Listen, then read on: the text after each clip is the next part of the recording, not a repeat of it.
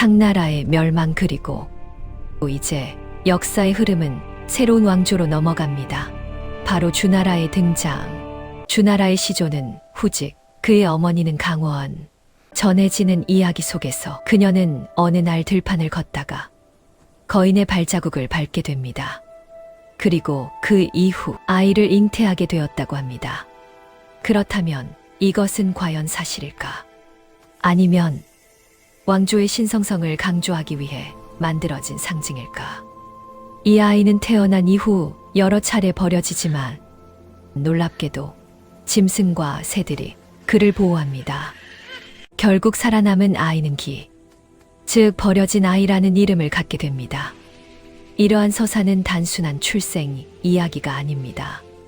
하늘의 선택을 받은 존재, 즉 천명을 받은 존재라는 것을 강조하는 장치일 가능성이 큽니다. 주나라 역시 상나라와 마찬가지로 동이, 계통과 연결된 집단. 창나라 시조설과 후직의 아버지가 모두 제국으로 동일하게 등장합니다. 또한 후직의 계보가 전통적인 중원 중심 계통과는 다르게 서술되어 있다는 점, 그리고 이러한 신화적 탄생, 이야기 자체가 동익의 문화적 요소를 보여준다는 점입니다. 이러한 요소들은 주나라가 동이 문화와 깊은 관련이 있을 가능성을 시사합니다. 이제 역사는 결정적인 전환점을 맞이합니다. 창나라가 멸망하고 그 자리에 새로운 왕조가 들어섭니다. 그 이름은 주. 이 거대한 변화를 이끈 인물은 주나라의 군주 주무왕입니다. 하지만 그는 왕조를 세운 지 얼마 되지 않아 세상을 떠나고 맙니다. 이 갑작스러운 죽음은 막 태어난 국가에 큰 공백을 남깁니다. 왕위를 계승한 인물은 어린 왕, 주성왕. 그러나 그는 아직 나라를 다스릴 수 있는 나이가 아니었습니다. 이때 한 가지 선택, 누군가가 대신 통치해야 할 사람이 필요했습니다. 그때 등장한 인물이 바로 왕의 숙부, 주공단. 그는 선언합니다. 제가 왕을 대신하여 나라를 다스리겠습니다. 이 선택은 충성이었을까요? 아니면 권력을 향한 시작이었을까요? 당시 사람들도 확신할 수 없었습니다.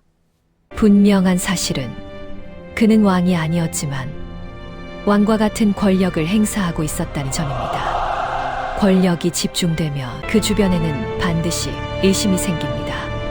특히 그 권력이 정식 왕위가 아닐 때는 그 의심은 더욱 커집니다. 결국 주 왕실 내부에서도 불안과 의심이 퍼지기 시작합니다.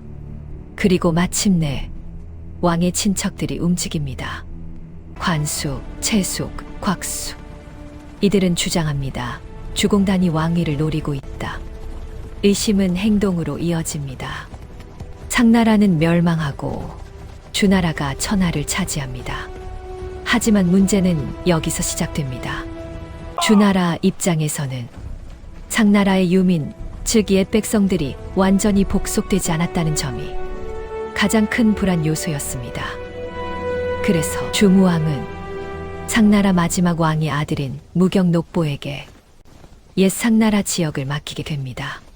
그리고 동시에 자신의 동생들인 관숙선, 채숙도 이 두 사람을 보내 무경을 감시하고 보좌하도록 합니다. 이들이 바로 삼감이라 불리는 존재들입니다.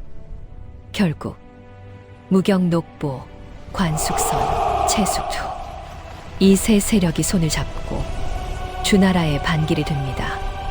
여기에 더해 회의, 서융 같은 주변 세력까지 가담하면서 반란은 단순한 내부 분쟁이 아니라 대규모 연합 반란으로 확대됩니다. 이 사건은 무경의 난, 관체의 난, 그리고 삼감의 난이라고도 불립니다.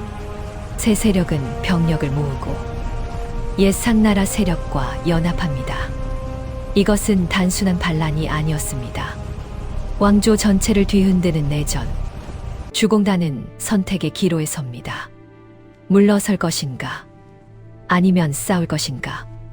이 위기 속에서 주공단은 결단을 내립니다. 그는 강태공, 조공서 등과 협력하여 반란 진압에 나섭니다.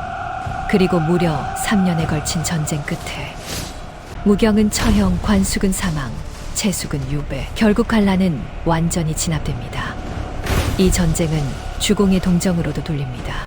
주공단은 직접 군을 이끌고 동쪽으로 진군합니다. 전쟁은 길고 치열했습니다. 상나라 유민들은 단순한 반란군이 아니라 잃어버린 나라를 되찾으려는 사람들이었습니다. 이 시대 사람들은 중요한 결정을 내리기 전 신의 뜻을 묻곤 했습니다. 그 기록이 바로 갑골문, 불에 의해 갈라진 균열을 통해 미래를 해석했던 것입니다. 국가의 운명이 걸린 선택. 상나라의 잔존 세력은 무너지고 주왕조는 살아남습니다. 반란을 진압한 주공은 단순히 끝내지 않았습니다. 오히려 정치 구조 자체를 재편합니다. 삼감 제도를 폐지, 상나라 지역에 새로운 국가 설치. 그 결과 탄생한 것이 바로 이 나라. 그리고 이 지역은 주공의 동생 강숙봉이 통치하게 됩니다. 또한 상나라 왕실의 재산은 완전히 없애지 않고 미자계에게 맡겨 송나라에서 이어가게 합니다. 완전한 말살이 아니라 통제된 계승 전략을 택한 것입니다. 하지만 진짜 시험은 이제부터 시작됩니다. 전쟁이 끝난 후 주공단은 모든 권력을 손에 쥐게 됩니다. 군사력, 정치력, 명분, 모든 것이 그에게 있었습니다. 왕이 될 것인가? 아니면 권력을 내려놓을 것인가? 그의 선택은 역사를 바꾸게 됩니다. 주공단은 권력을 탐하지 않았습니다. 어린 왕이 성장하자 그는 모든 권력을 돌려줍니다. 이것은 단순한 정치적 행동이 아니었습니다. 수백 년 후, 한 사상가가 이 사건을 다시 평가합니다. 그의 이름은 공자. 나는 주공을 꿈에서도 그리워한다.